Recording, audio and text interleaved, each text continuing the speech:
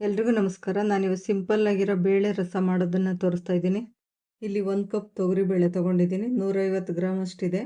3 tomato, 3 ಹಸಿಮೆಣಸಿನ್ಕಾಯಿ, 1 ನಿಂಬೆಹಣ್ಣು ಗಾತ್ರದ ಹುಣಸೆಹಣ್ಣು, 1 ಸ್ಪೂನ್ ಬೆಲ್ಲ, 1 ಸ್ಪೂನ್ ಜೀರಿಗೆ, 1 ಸ್ಪೂನ್ ಮೆಣಸು, 1 ಗಡ್ಡೆ ಬೆಳ್ಳುಳ್ಳಿ, 5ರಿಂದ 6 ಒಣಮೆಣಸಿನ್ಕಾಯಿ, ಉಪ್ಪು, ಕೊತ್ತಂಬರಿ ಸೊಪ್ಪು, ಕರಿಬೇವು, ಇಂಗು, ಅರಿಶಿನ ತೊಗೊಂಡಿದ್ದೀನಿ.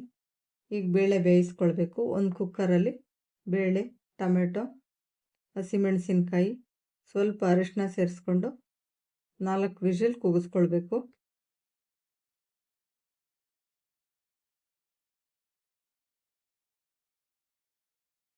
ಬೇಳೆ ಬೇಯಷ್ಟರಲ್ಲಿ ಮೆಣಸು ಮತ್ತು ಜೀರಿಗೆ ಫ್ರೈ ಮಾಡ್ಕೊಳ್ಬೇಕು.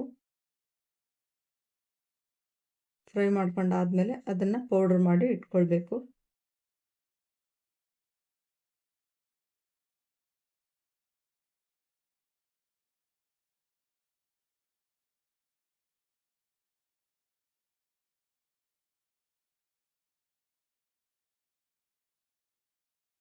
ನಾಲ್ಕು ವಿಷಲ್ ಆಗಿದೆ. ಬೇಳೆ ಎಲ್ಲ ಚೆನ್ನಾಗಿ ಬೆಂದಿದೆ. ಇದನ್ನು ಸ್ವಲ್ಪ ಮಸ್ತ್ಬಿಟ್ಟು ಇಟ್ಕೊಳ್ಬೇಕು.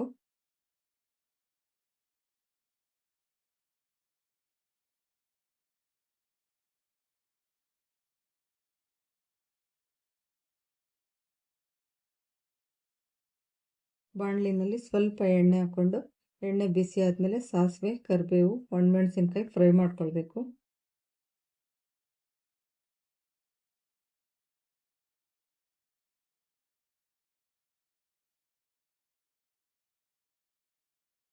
ಈಗ ಹುಣಸೆಹಣ್ಣಿನ ರಸ ಸ್ವಲ್ಪ ಹಿಂಗೆ ಸೇರಿಸ್ಕೊಂಡು ಫ್ರೈ ಮಾಡ್ಕೊಳ್ತೀನಿ.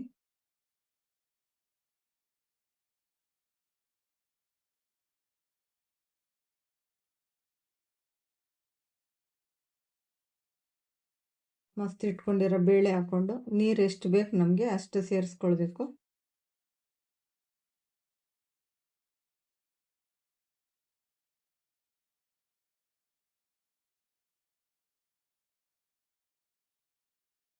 ಬೆಲ್ಲ ಸ್ವಲ್ಪ ಹಾಕ್ಕೊಂಡಿದ್ದೀನಿ.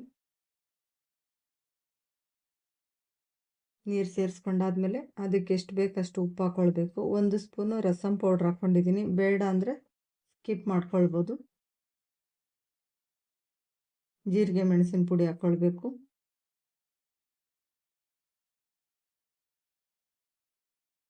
ಬೆಳ್ಳುಳ್ಳಿ ಜಜ್ಜಿ ಬಿಟ್ಟು ಹಾಕ್ಕೊಳ್ತಾ ಇದ್ದೀನಿ. ಹಸಿ ಕರಿಬೇವು ಹಾಗೆ ಸೇರಿಸ್ಕೊಳ್ತಾ ಇದ್ದೀನಿ.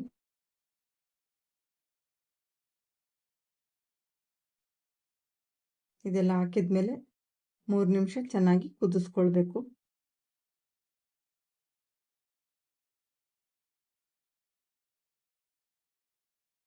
ಅನ್ನಕ್ಕಂತೂ ತುಂಬಾ ಚೆನ್ನಾಗಿರುತ್ತೆ ಈ ರಸ. ಸಿಂಪಲ್ಲಾಗಿ ಇದೆ, ಬೇಗನೂ ಮಾಡ್ಕೊಳ್ಬೋದು.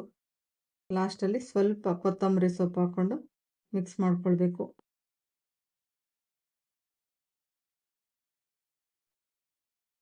ಈ ರೆಸಿಪಿ ಇಷ್ಟ ಆದರೆ ಲೈಕ್ ಮಾಡಿ, ಸಬ್ಸ್ಕ್ರೈಬ್ ಮಾಡಿ. Thank you.